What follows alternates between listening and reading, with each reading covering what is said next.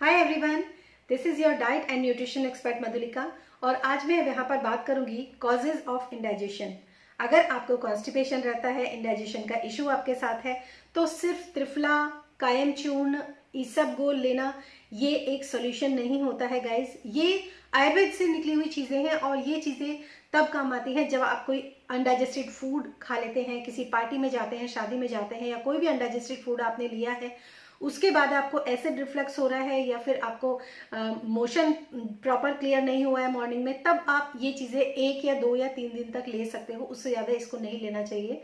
तो यहाँ पर मैं बात करूंगी ऐसे कौन कौन से कॉजेज हैं जिसमें आप या तो आप 1 या 2 दिन तक आपको कॉन्स्टिपेशन का इश्यू रहता है, तब क्या प्रॉब्लम हो सकती है, या फिर अगर आपको एक लॉन्ग टर्म तक, अगर आप काफ़ी लंबे समय तक अगर आपको कॉन्स्टिपेशन का इश्यू रहता है, जिसको क्रॉनिक कॉन्स्टिपेशन कहते हैं, तो उसमें क्या प्रॉब्लम, वहां पर क्या चीज़ें होती हैं, ये सारी चीज़ें मैं आज इस वीडियो में डिस्कस करूंगी ताकि आप अपने इंडाइजेशन के रूट कॉज को पहचान पाएं और उसके ऊपर काम कर पाएं। तो सबसे पहला जो रूट कॉज जो आता है वो आता है लैक ऑफ एंजाइम्स। जो डाइजेस्टिव एंजाइम्स होते हैं, हम लोग ये सोचते हैं कि इंडाइजेशन का मतलब ये है कि हमने पानी कम पिया है या फिर हमने ऐसा खाना खाया है जो डाइजेस्ट नहीं होता, अनडाइजेस्टेड फूड खाया है, इस वजह से हमें जो है इंडाइजेशन रहता है। ऐसा नहीं है। कई बार इंडाइजेशन इसलिए भी होता है क्योंकि हमारे जो गट बैक्टीरिया होते हैं उनमें जो हेल्दी एंजाइम, जो ऐसे डाइजेस्टिव एंजाइम्स होते हैं जो हमारे खाने को डाइजेस्ट करते हैं, वो डाइजेस्टिव एंजाइम्स हमारे बॉडी के अंदर, हमारे गट बैक्टीरिया के अंदर कम हो गए हैं। इसलिए घर का सिंपल खाना भी हमें डाइजेस्ट नहीं हो पाता है। समटाइम्स नॉर्मल खाना भी खाने के बावजूद भी आपको कब्ज की समस्या रहती है। इसका मतलब यह है कि आपकी बॉडी में जो डाइजेस्टिव एंजाइम्स हैं वो कम हो गए हैं। तो इसके लिए जो सप्लीमेंट इंडस्ट्री है वो हमेशा कहती है कि प्रोबायोटिक एंड प्रीबायोटिक के सप्लीमेंट ले लो तो आपका ये जो इशू है वो सॉल्व हो जाएगा। बट ऐसा नहीं है। हालांकि ये चीज़ें कुछ वर्क करती है, मैं ये नहीं कहूँगी, लेकिन फिर भी मैं ये कहूँगी कि अगर आप इस चीज़ को घर में ही इसका सोल्यूशन बना सकते हैं, घर में ही इसको सॉल्व कर सकते हैं, तो क्यों नहीं हम इसको घर में ही करते हैं। तो सबसे पहले जो आपके लिए जो एक चीज़ का मैं नाम बताऊंगी, एक ऐसी रेसिपी है जिसको आप यूट्यूब पर सर्च करेंगे तो इजीली आपको देखने के लिए मिल जाएगी। और उसको अगर आप बनाते हैं घर में, उसकी शेल्फ लाइफ जो होती है वो कम होती है, मतलब वो बहुत ज़्यादा समय तक टिकता नहीं है, तो जल्दी बनता है और जल्दी ही उसकी शेल्फ लाइफ खत्म हो जाती है।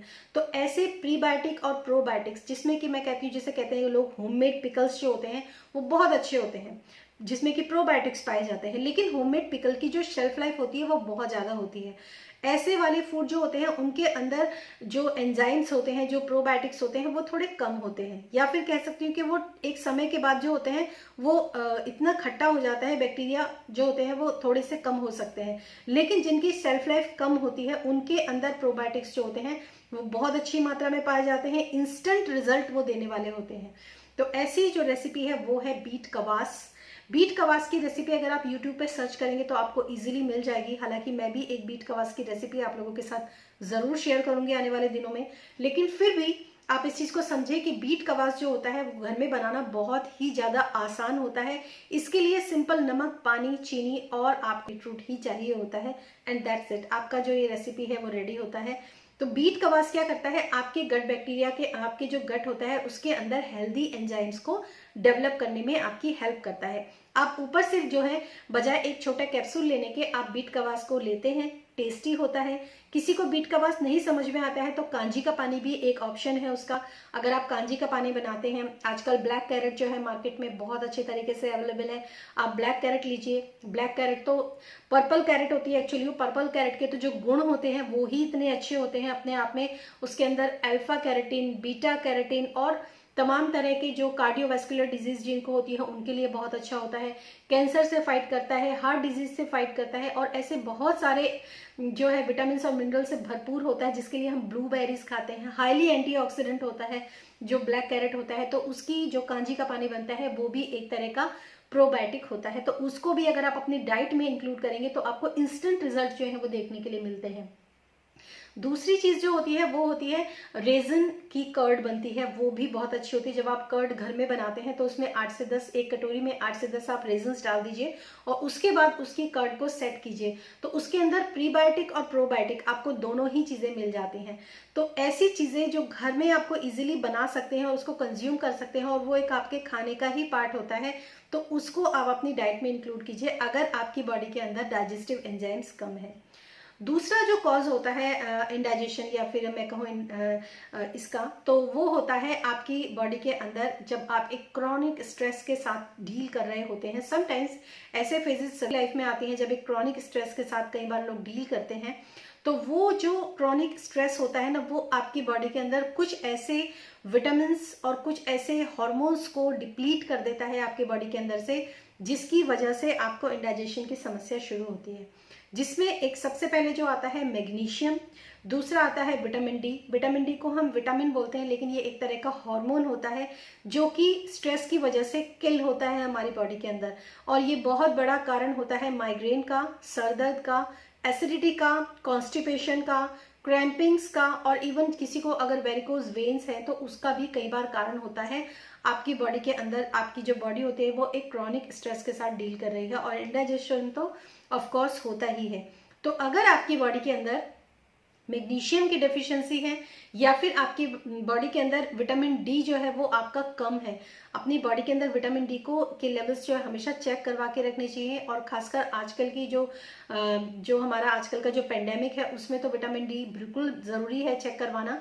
तो आप अगर विटामिन डी के लेवल्स को चेक करवाते हैं और अगर वो कम आता है तो भी आपको इन दोनों की जो सप्लीमेंटेशन है उसके ऊपर आपको जाना चाहिए।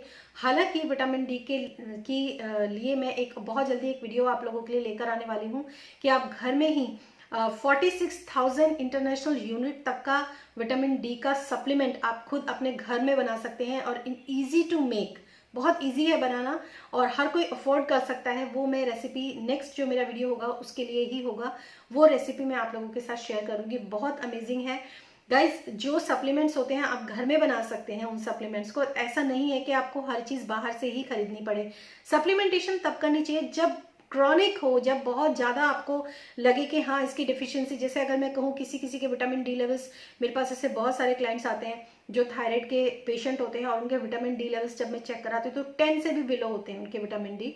तो उस स्थिति में आपको बिल्कुल आपको विटामिन डी के जो 60,000 IU का विटामिन डी का वीकली सप्लीमेंट होता है उसके साथ जाना चाहिए, और जो बाकी आपकी जो रिपोर्ट्स है उसके अकॉर्डिंगली आपको और क्या ऐड ऑन करना है वो सारी चीज़ें मैं ऐड ऑन करती हूँ। अगर आप थायराइड पेशेंट हैं तो भी आपको ये कॉन्स्टिपेशन, माइग्रेन, एसिडिटी और ये सब समस्याएं आपकी लाइफ के अंदर होंगी ही होंगी। और इवन आपके अगर स्किन ड्राई है, हेयर फॉल है, इन सब के पीछे भी कहीं ना कहीं इन सब चीज़ों का ही हाथ होता है। तो अगर आपकी बॉडी के अंदर ये विटामिन और मिनरल्स जो है कई बार इनकी डिप्लीशन होती है, तब भी आपकी बॉडी इंडाइजेशन के इशू के साथ डील कर रही होती है। तो इंडाइजेशन के लिए इन विटामिन और मिनरल्स के लिए ब्लड टेस्ट करवाइए और देखिए अगर वो कम है तो उनके ऊपर आपको ज़रूर काम करना चाहिए। तीसरा है लैक ऑफ स्लीप। जब हम सोते हैं ना तो हमारी वो टाइम जो होता है वो रिपेयरिंग टाइम होता है हमारी बॉडी के लिए, और ये रिपेयरिंग जो होती है हमारी पूरी बॉडी के लिए होती है। तो जो लोग 6 to 8 आवर्स की प्रॉपर स्लीप नहीं लेते हैं, या फिर उनके अंदर अगर उनके अंदर विटामिन और मिनरल्स की डेफिशिएंसी होती है तब भी वो लोग सही से नहीं सो पाते हैं। इनफैक्ट अगर मैं बात करती हूँ मैग्नीशियम की ही, तो मैग्नीशियम जो होता है वो बहुत अच्छा होता है अगर आपको नींद नहीं आती, और उससे भी बेटर होता है कैमोमाइल टी। अक्सर मैं अपने क्लाइंट्स को कैमोमाइल टी ज़रूर प्रेफर करती हूँ अगर उनके लाइफ के अंदर ऐसे प्रॉब्लम्स है जहाँ पर वो एक क्रॉनिक स्ट्रेस से भी डील कर रहे हैं, सो नहीं पाते हैं रात को, वेट जो है उनका स्टैग्नेट हो गया है, वेट उनका जाता नहीं है, कि पूरे दिन दिमाग के अंदर किचकिच चलती रहती है ना, तो उन लोगों के लिए कैमोमाइल टी जो होती है वो रामबाण होती है। तो कैमोमाइल टी अगर आप बेड टाइम पे लेते हैं तो आपकी जो स्लीप होती है न सिर्फ प्रॉपर होती है बल्कि बेटर भी होती है। तो कैमोमाइल टी आप अपनी लाइफ के अंदर ऐड कीजिए अगर आपको इंडाइजेशन का इश्यू है। कुछ लोगों को स्लीप की वजह से अगर इंडाइजेशन होता है तो आप वहाँ पर काम करेंगे तो आपको इंडाइजेशन के इशू से बहुत फ़ायदा मिलेगा।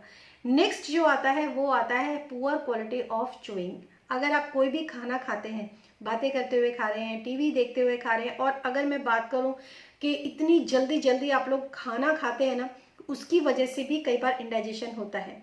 और तीसरी नहीं, लास्टली मैं आप लोगों को एक चीज़ और बताऊंगी, रेगुलर ऐसे फूड का इंटेक करना जो कि अनडाइजेस्टेड होता है रेगुलर बेसिस पे। जैसे आप बाहर का जंक फूड खाते हैं या फिर घर में ही ऐसा खाना बनाकर खाते हैं, हैवी जो दालें होती है जैसे छोले राजमा, अक्सर आपके यहाँ बिल्कुल हफ्ते में 3 से 4 बार आप छोले राजमा खाते हैं, जबकि उसको खाने के बाद आपको गैस की प्रॉब्लम बहुत ज़्यादा होती है, तो वहां पर भी वो एक अनडाइजेस्टेड फूड की तरह ही काम करता है।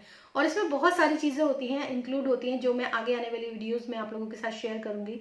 जब भी आप दालें बनाएं उसको हमेशा अच्छे तरीके से भिगा लें, और जब भी आप खाना खाएं तो उसको अच्छे तरीके से चबा कर खाएं। तो ऐसे आज मैंने आपके साथ ऐसी बहुत सारी चीज़ें डिस्कस की गाइज, जिसमें अगर आपको इंडाइजेशन है तो आपको पता चलेगा कि मेरी बॉडी के अंदर इंडाइजेशन का कॉज क्या है, और नहीं समझ में आता है तो आप धीरे धीरे करके इन सारे कॉजेज के ऊपर काम कीजिए, तो आपका इंडाइजेशन का जो इशू है वो काफ़ी हद तक सॉल्व हो जाता है।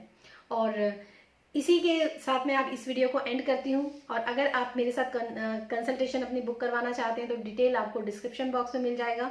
बहुत सारे थायराइड पेशेंट हैं मेरे साथ, जिन लोगों ने अपने थायराइड को न सिर्फ रिवर्स किया है, न सिर्फ वेट लॉस किया है, बल्कि वो लोग जो है अपने सिम्टम्स को भी कंट्रोल कर पाए हैं। So thank you so much and thanks for watching this video.